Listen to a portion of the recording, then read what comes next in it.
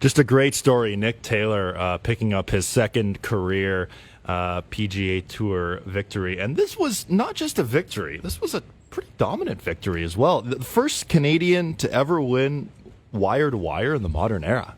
Yeah, George Newson did it back in 1960 in the desert in Phoenix. And but this is certainly something I think is extra special because it's played on 3 different golf courses. Yeah.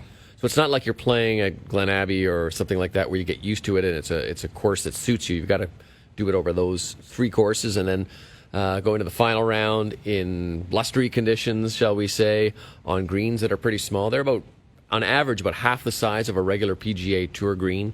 And then to deal with Phil Mickelson and all the stuff that goes around with the crowd that goes with him. And I always thought, on the second hole, Phil tapped in for birdie ahead of Nick's putt. That was a little ballsy, and I'm sure he was trying to maybe rattle his cage a little bit, but full credit to Nick, he did not rattle, and I never thought he would get overwhelmed. He's a pretty smart guy. He's a pretty, at least on the surface, a pretty relaxed guy, confident guy in his game. So I think maybe he's this win, I think, could really give him a step forward down the stretch. We'll see if in the next few weeks how it handles it. I know he missed the cut this week because I'm sure he's exhausted after everything that he had to do. But I like this. I like this victory for Nick as something that sets up something even bigger down the road. You mentioned some gamesmanship there by Phil Mickelson. The same thing almost happened, or really did happen, on the 4th hole.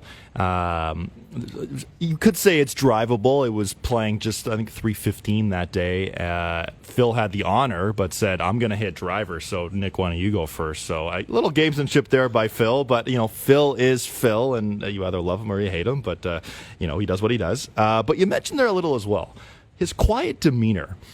It doesn't seem like he ever gets too high or too low. And some of the press afterwards, I know one of the guys in the media in his press conference says, Nick, you're not really giving us much here. But after winning a second PGA Tour win, you'd think he'd be ecstatic. But do you think that quiet demeanor helps him, especially in a situation like this where you're playing not only with Phil Mickelson, but there's amateur partners, it's a 5-hour and 40-minute round? Do you think that demeanor helped him?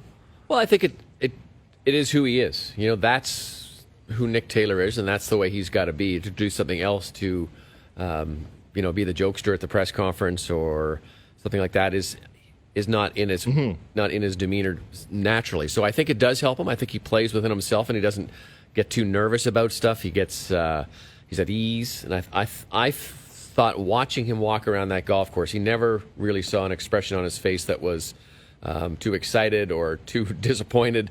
Even when he was, hitting those drives left, he just sort of dealt with the situation and said, let's go on and hit the next shot. He is a funny guy. When you sit down with him afterwards, when you get to know him, he has some good jokes. He's actually one of the best Mario Kart driver. Wow. In his mind, anyway. He thinks he's pretty good, but I have heard from other guys who went to college with.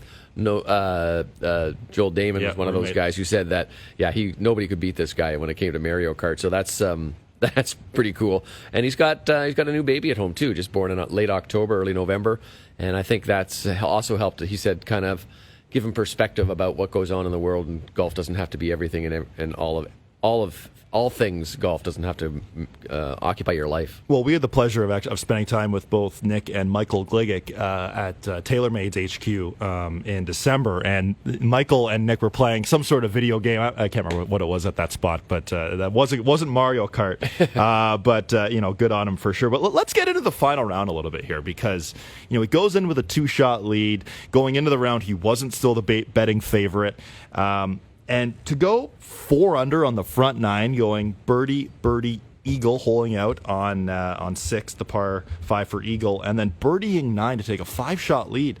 It was just pretty darn impressive under the circumstances to do, wasn't it? It was, and in some ways you can kind of say he outfilled Phil. Chipping in for that eagle, and then he did, of course, out of the bunker on the backside again for the birdie. Yep. I think that I may have those mixed up, and I just think that. Getting a 5-shot lead for him was almost not a great thing. It's tough to play from that point, from a lead of 5-5. I think your natural inclination is to try and protect that lead. Let's not take any chances. And then when he came through that backside where he went 4 over those 4 holes, brought it back, never really got... I was never too worried because you saw what Phil was doing. So obviously it was the conditions that were dictating what was going on in that game. It wasn't so much that one guy was falling apart. Everybody was kind of backing up. So I didn't get too worried at that point. But I think overall, as you look at his game, getting to the 5-shot lead and then continuing through on the backside, even in the face of those difficult situations with the wind, shows a lot of game for Nick Taylor. Yeah, the conditions certainly got very tough, but, chipping in on 15 for the birdie, and then the tee shot on 17 with an 8-iron from about 170 yards to that was 8 feet. That was just under the stones you have to hit that shot. Impressive. And speaking of impressive, I mentioned this off the top, 4 Canadians now in the Masters. What is that foursome going to be like on Monday and Tuesday whenever they play that practice round? Because you'll be down there. That's going to be awesome. They'll play it on Tuesday. That's generally the day that kind of stuff happens. But over the years, this will be my 25th Masters. And when you go down there, you always see, for a lot of years, there were no Canadians in there before Mike won. But a lot of times you go out there and you'll see 4 Australians playing together, or you'll see 4 Spanish golfers playing together. And it was always kind of, there was Mike. And the odd time then you get Mike and Steven.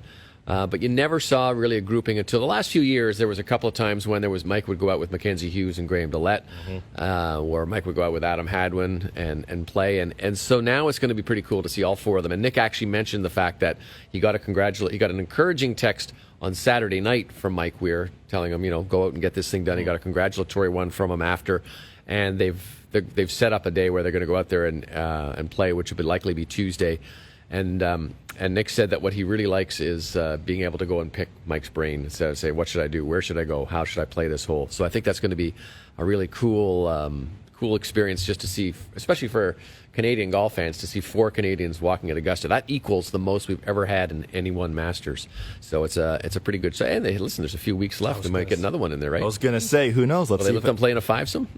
I don't know. Yeah, let's see. But it's certainly a very exciting time. Congratulations again to Nick, and we can't wait to see you teed up for the first time at Augusta National in just under 8 weeks from now. Going to be fun. Well, coming up after the break, we're going to promote all things GTC coming up